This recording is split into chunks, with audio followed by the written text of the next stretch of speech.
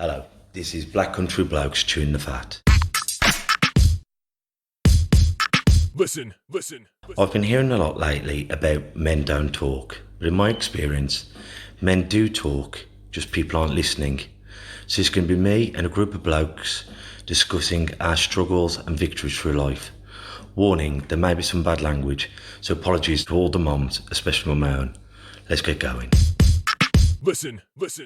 Ab in your gang, this is Kev Dillon with Black Country Blokes chewing the fat.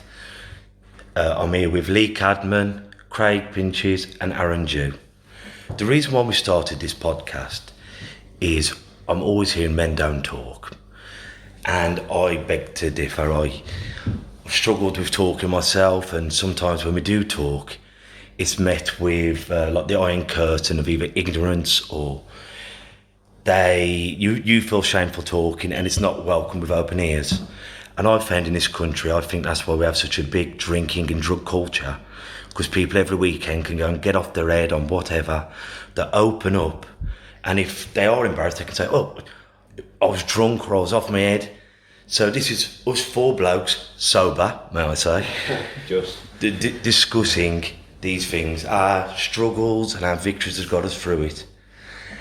And I found through losing my eyes very young, and some of my best friends I've had for over 30 years, and they haven't asked about it. And I owe a lot to Aaron Jew, who does Find Your Voice, and I was his first interview on there. And I found by talking about it, it got it out there, because I was still expecting to get bullied and ridiculed on showing my vulnerabilities, and it wasn't the case. And that's thank you to you, Aaron. You're welcome. Aaron's done these kind of things before. We're all very new to it. I've appeared on the men's radio station, and I think what we're doing as men is we feel like we're alone, and we feel like we are the only people who are going through this. And I'm very lucky to be a part of the Lions Boxing Club, head coach up here. And more I talk, more openly I've been about my vulnerabilities, more people are responding well to it.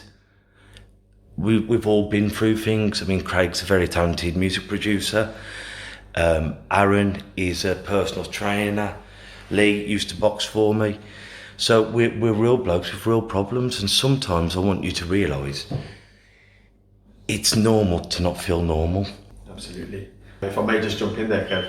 So obviously you were the first interview, and you were always kind of my, I suppose, pilot episode for my show, Find Your Voice. And again, it's kind of about addressing the elephant in the room, as you just touched on, because there are problems out there, and a lot of us are so afraid of what our neighbours will think or what our parents or our family will think. I kind of wanted to do the whole show behind Find Your Voice, as in, listen, let's share your vulnerabilities, let's wear our flaws, because we've all got flaws, we've all got problems, we're all facing different things, and let's show the world that actually this is actually normal. And I've had some incredible stories, especially your own as well, that was on the show, and I've had so much feedback from people saying, actually I felt like that, and it was great. Obviously you guys came up with this idea a few months ago, and I was like, yeah, absolutely, this is what I want to do. Obviously I don't want to kind of over dilute the other show that I do, and I thought this one could just be more predicated on getting the male message out there, because men, we have this bravado thing, we have to all be strong. So it's kind of like, can we really share that vulnerability? So I like that, and I also like the spin that I think it'll be great for women as well.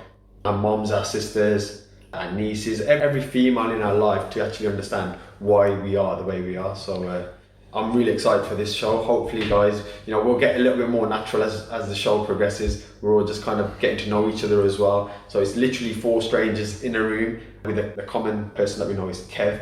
So it's going to be an interesting journey. Hopefully you get to know us all as well, and I'm really excited to hopefully make a change, a positive one as well.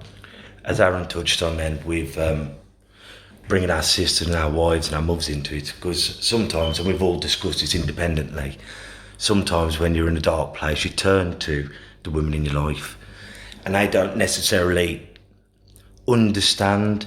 I think sometimes we don't want an answer.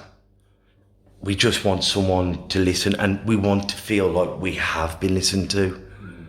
Life isn't always about having that winning solution. It's just, I want to open up. Can I talk to you?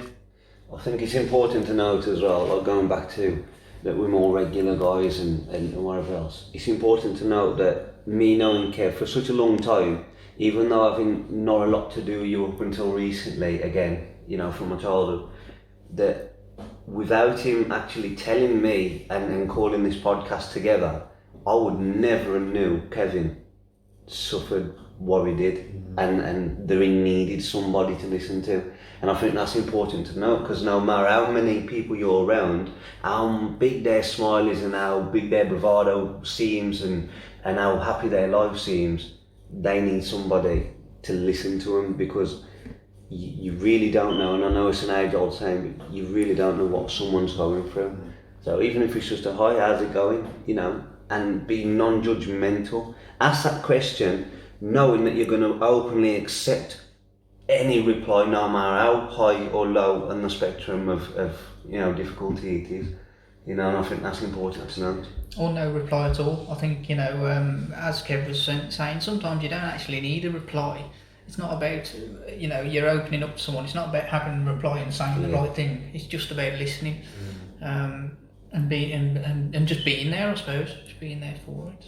Sometimes I think just because you hear something doesn't mean you've listened to it. And sometimes when you're saying things, it's so easy to brush over it. And what we discussed last week was keep it up. You say, I've got a headache. Goes, you've got a bloody headache. I've had one for 4 weeks. And people are trying to like trump you. It's I'm feeling down. What have you got to be down about? I'll tell. And you're thinking, I've just said I'm feeling low. Yeah. You're either dismissing it. You're trying to say you're worse off than me.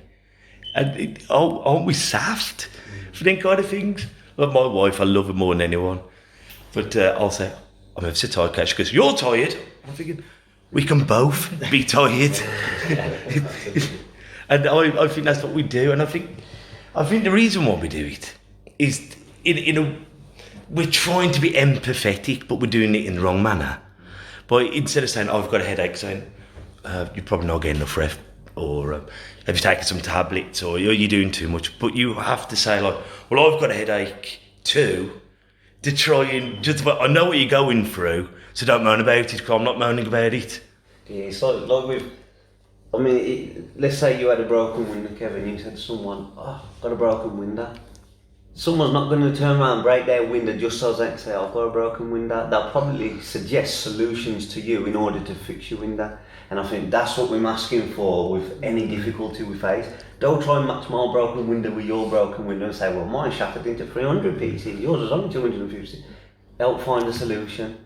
And I think that's what we're aiming for, that's what we're trying for. I think we're trying to do that as well. We're hoping to have monthly guests on who can help.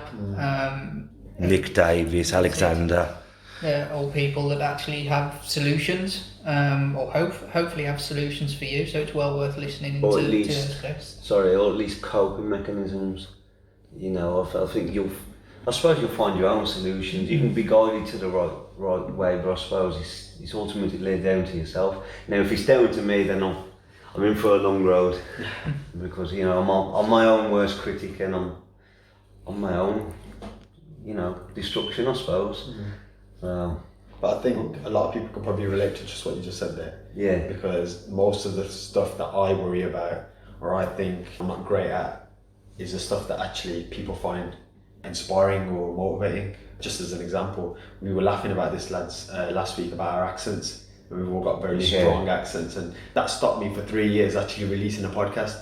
And if I'd stopped that and I'd never taken that up, one, we probably all wouldn't be here now because Kev wouldn't have got this bright idea, which is going to be fantastic. But two, I wouldn't have got it out there in front of like 30,000 people. So it's crazy that we can achieve anything if we just use this the right way, but we can also, like you just said, self-destruct. And this is kind of, hopefully, as this journey transpires and stuff, we can get coping mechanisms, get solutions, just get different ways that we can all maybe support each other better and ourselves as well when we're by ourselves, because that's probably one of the most important things. It's brilliant having you guys here, and it's brilliant having your wife and your sister, but 24 hours of the day we're by ourselves, and we have to be thinking right.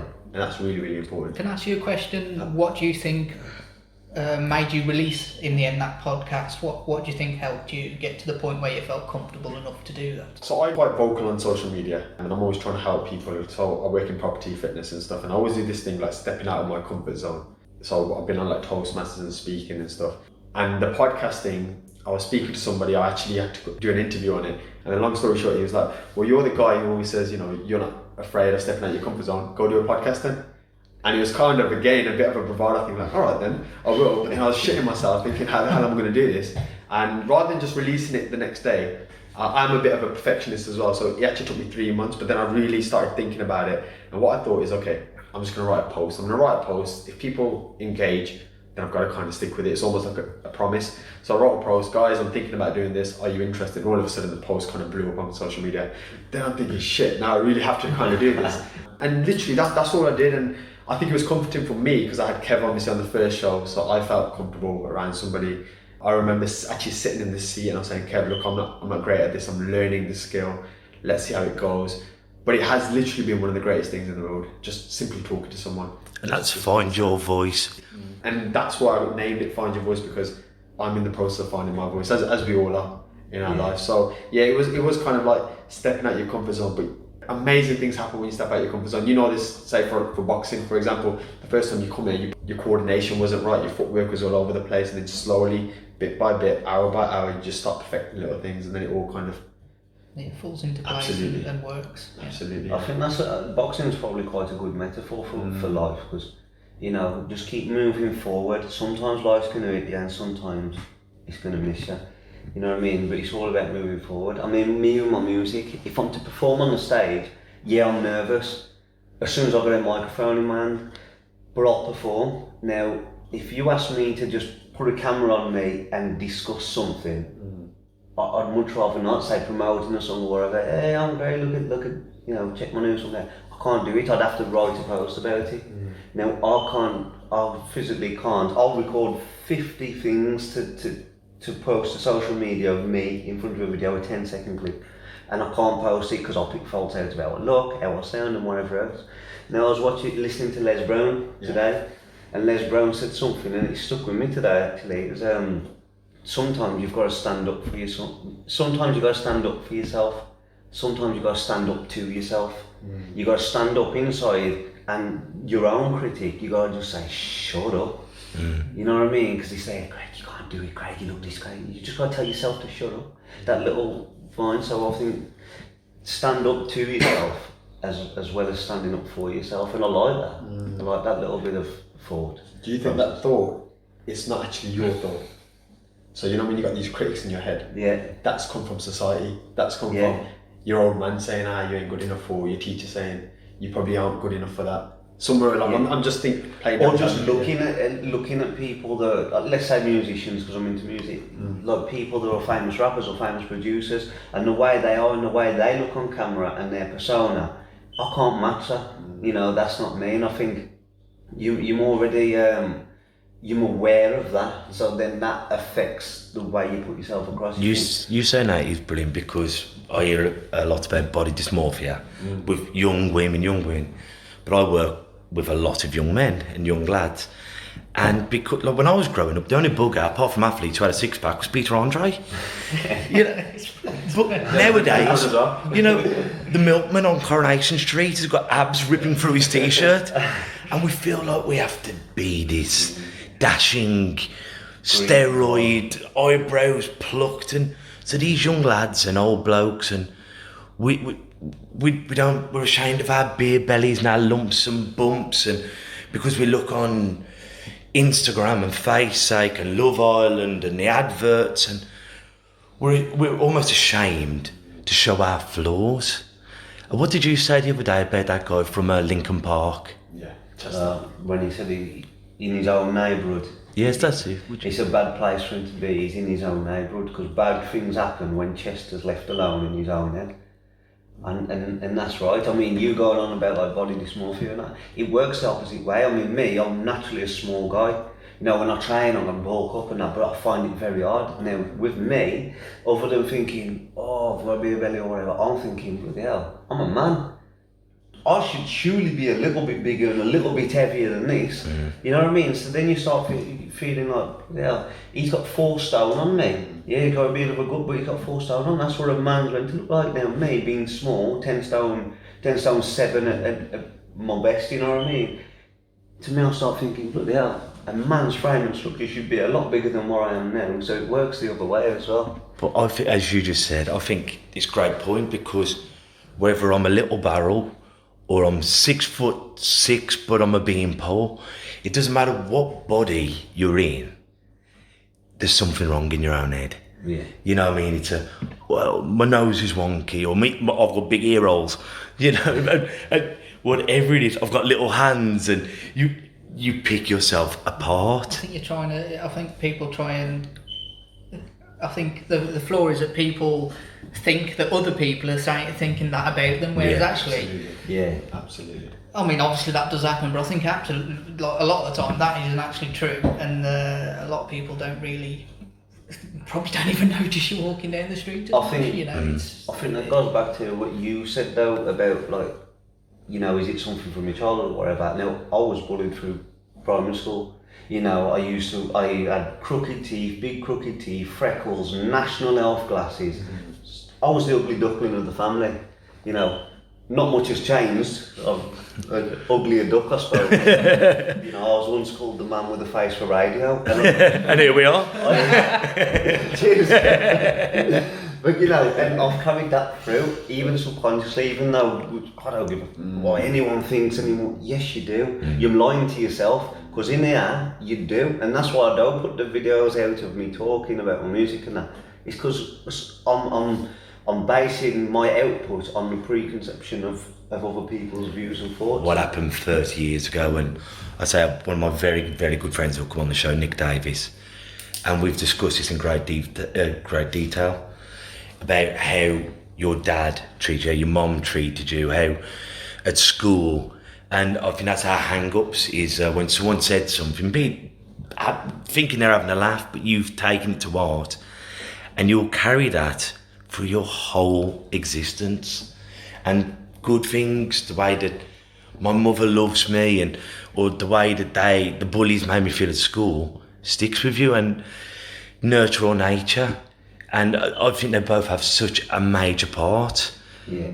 Your home life is cause that's where we learn our manners and our coping mechanisms, but it's also our peers.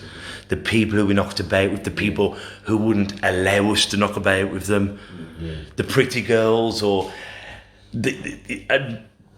back to Nick Davis, we did a confidence seminar at the Lions, and we had super heavyweights to super flyweights, all different colours and creeds, and Nick said, what things are you most frightened of? And it's my loved ones getting hurt, getting sick, heights, and Nick said, embarrassment.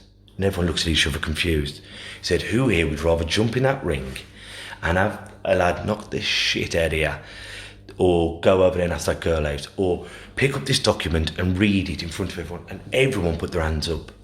And Nick said, so you would put yourself in physical danger more than you would to go and get embarrassed, even though nothing can come from it apart from maybe a bruised ego. And I think ever since he did that with me, it opened so many doors for me, because I was thinking, if it's only my pride that's going to get hurt, what's the risk? Absolutely. I think that's a good segue, actually, just going back to what Craig was saying in terms of why you're not releasing these videos. Yeah. So I know exactly how you're feeling, because it was a big thing for me when I first started, like, say, YouTube, like 4 or 5 years ago. Why should I release this video? The problem is that you're comparing it by almost like the finished article. Yeah. So you're looking at artists out there, and again, just to bring Lee into this, if I may. So you've obviously boxed before, and if you just use a very simple example, do you remember your first few lessons when you ever boxed in, compared to now? Barely. Okay, but in terms of your skill level, there's a massive gap. Now, say for instance, the last person you fought, if you could think of when you first started, would you want to fight that person then? Well, would you even be ready? You wouldn't be, no. Yeah. Absolutely. But you wasn't kind of comparing yourself. You thought there's a process here. That's it. You have to go through that process in order to fight that person. Yeah. And it's kind of like the same thing with yourself. Yeah. It's like the famous quote, comparison is the thief of joy. It will literally, like, throughout the whole process, just strip you of joy. Yeah. So with me, it's like, okay, I know I'm not a natural presenter on TV, and but I've got all these goals, and to get to these goals, I have to kind of just put myself out there. Yeah. Who knows, in 5 years' time, I might still be absolutely shit, but I'll be better than when I first started. And I've looked back at some of my first YouTube videos, actually I've privatised them. And I would like one day, you know, if you get a good following on this, I'll release it just for banter basically, because I had all these stupid effects there. I was saying all these cheesy lines, and I thought it was like the dog's bollocks basically. And I remember having my mum and brother there saying, how good is this? And they were like, yeah, thumbs up, let's release it, you're going to be viral. It wasn't. But I'm so grateful I took that leap, because I might have embarrassed myself to a few people, but then after a bit I started getting like, actually you're improving, or this is better, or actually the best comments I ever got was, it's inspiring to see somebody just trying. And I like that, because I'm like, that's all I am, I'm just a try. I'm not naturally great at it, but one thing I would do is give 100%, as you probably do in the boxing ring, as you probably do in the music industry.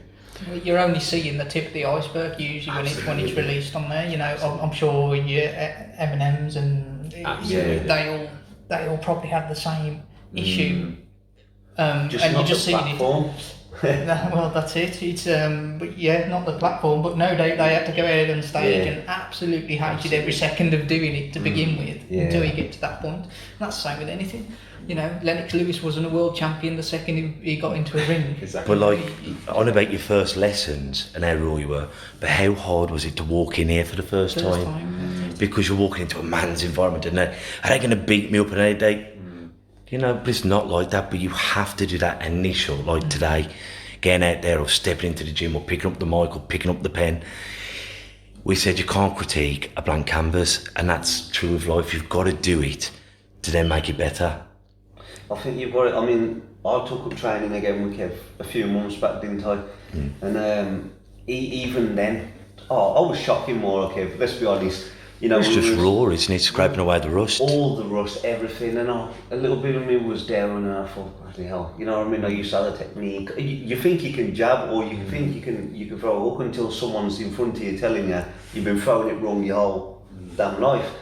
You know, and I posted the videos, didn't I, to social media. One is to help promote a local club, you know, the Lions, because they do so well within the community. But another one was so as people can see, bloody hell, look at that, and they can track your progress, and I can track my progress. And I think some of that was trying to get over that social insecurity barrier. Like, yeah, I'm crapping this, but I'm going to put it up anyway.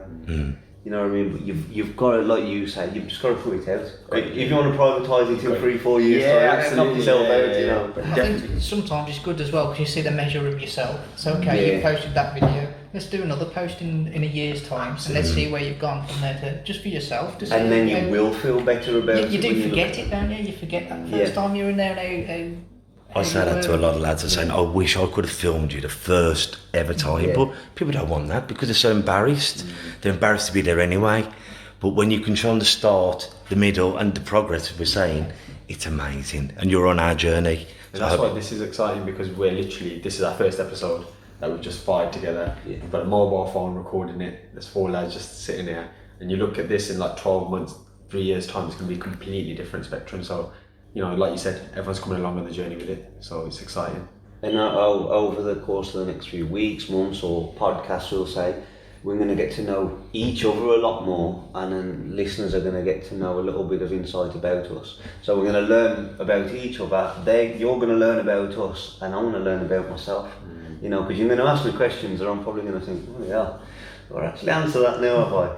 You know, so it's going to be a journey. I'm going to enjoy it. Absolutely.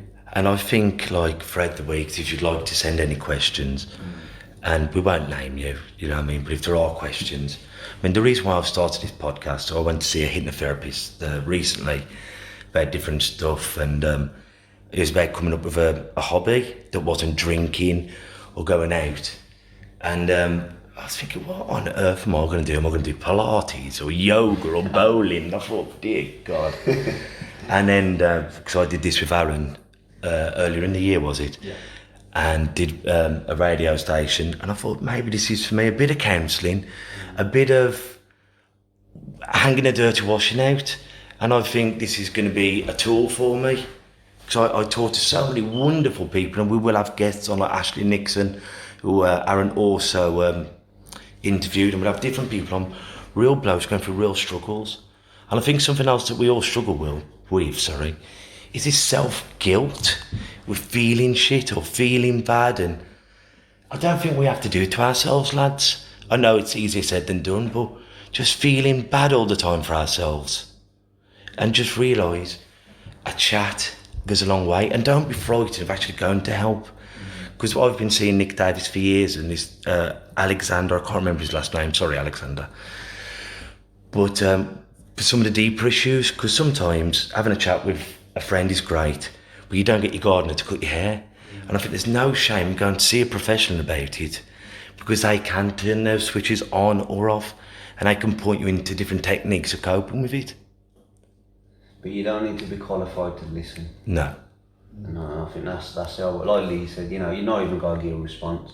You know, you touched upon something before, Kev, that you do in the gym. Even if you just walk past someone that you see doing good, you've not even got to say, well done, you're doing good. Just a hand on the shoulder. Just that little bit of, you know, a bit of a confidence boost. They sort of know, you know, they know that you mean that they're doing good by it.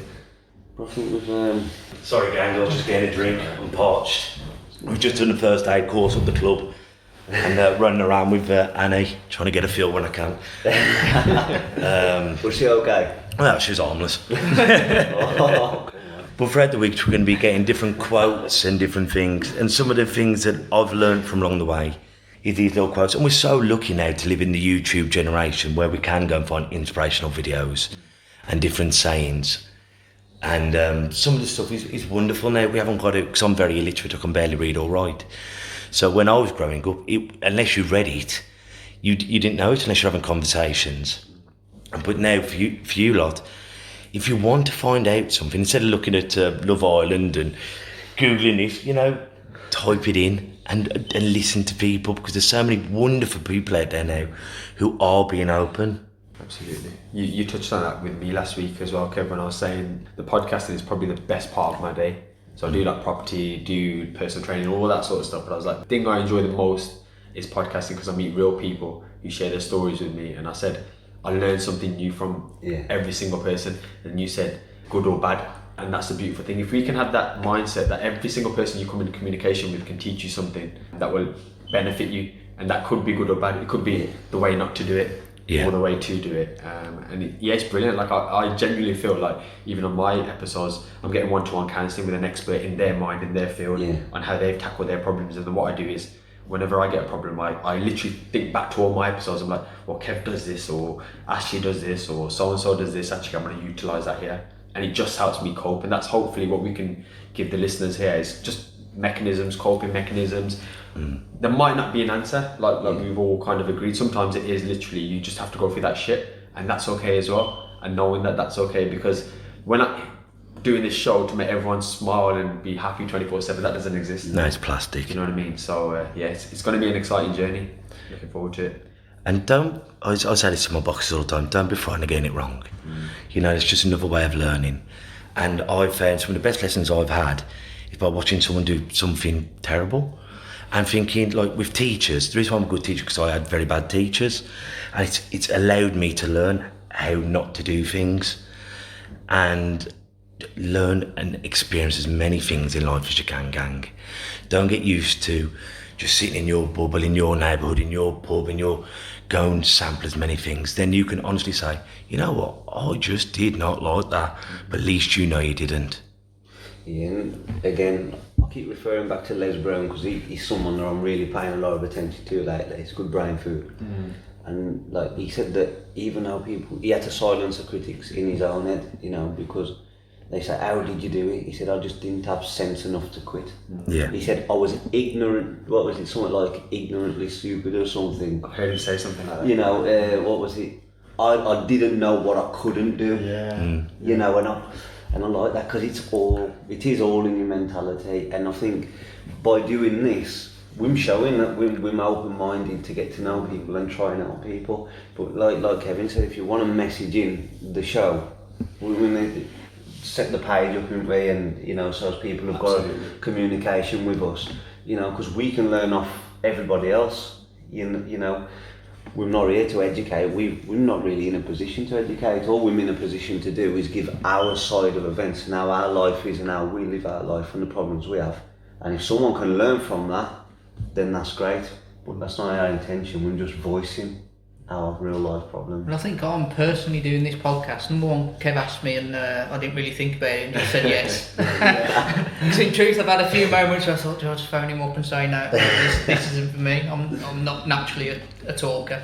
But I also thought to myself, you know what, any question that's thrown at me from you guys or anyone else, I'll answer honestly.